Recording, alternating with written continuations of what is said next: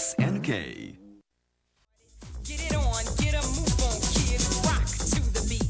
Bump it, stomp it, jam, trip on this. Get up, get busy, do it. Get up and move that body. Get up, people, now get down to it. Boy, the night is over. Eh bien bonjour à tous, voici une nouvelle vidéo pour vous parler du Mister FPGA et donc plus particulièrement du Core N64 aujourd'hui.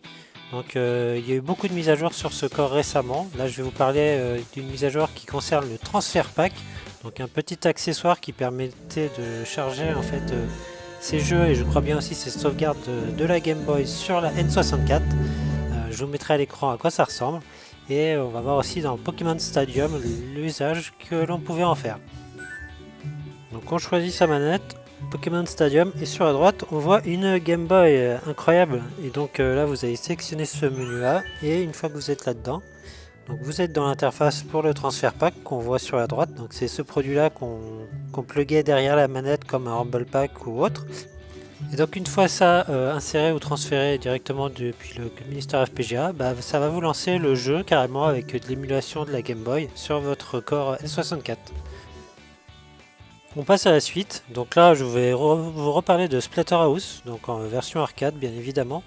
Donc ce jeu, je l'ai présenté il y a une semaine ou deux sur la chaîne, donc là il revient mais cette fois avec le son, et je vous laisse écouter ça.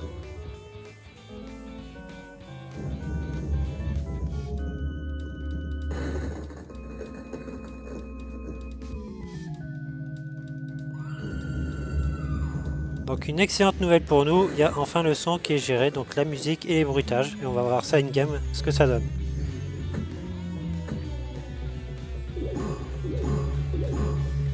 Donc là c'est plus sympa, dès qu'il y a le bruitage, l'impact des coups, ça rend plutôt déjà, ça immerge un peu plus dans le jeu on va dire. C'est pas pour ça que j'apprécie plus le jeu que ça. Comme je l'avais dit dans la précédente vidéo aussi, il s'avère très difficile. On n'a pas beaucoup de points de vie, il faut faire vraiment attention là où on met les pieds. Mais sinon, globalement, c'est un jeu qui est intéressant à découvrir.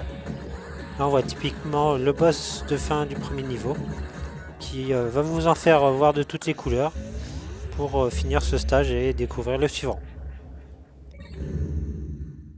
On passe à la suite avec de la Neo Geo, parce que ça fait longtemps là, on n'en parle plus, et pourtant quelle console, hein, vous serez d'accord avec moi. Donc il y a une version instable du Core Neo Geo actuellement proposée sur le Discord du Mister FPGA, qui va vous permettre en fait, si vous avez un écran CRT, donc de pouvoir ajuster l'affichage comme tous vos jeux d'arcade quasiment disponibles sur le Mister FPGA, ce qui est bien pratique. Vous allez voir tout de suite ce que ça donne. Donc moi mon écran est bien centré, donc il n'y a pas ce souci, mais si vous avez un écran qui n'est pas centré, vous voyez, vous pouvez décaler à gauche, en horizontal ou en vertical l'affichage de l'écran pour bien ajuster tout ce qui s'affiche sur le corps. Il y a encore quelques bugs, j'ai constaté, si on met trop sur la gauche, ça dégrade un peu la qualité de l'image, mais c'est une version instable, donc je pense qu'on l'aura prochainement dans le Core Neo Geo sur le Mister.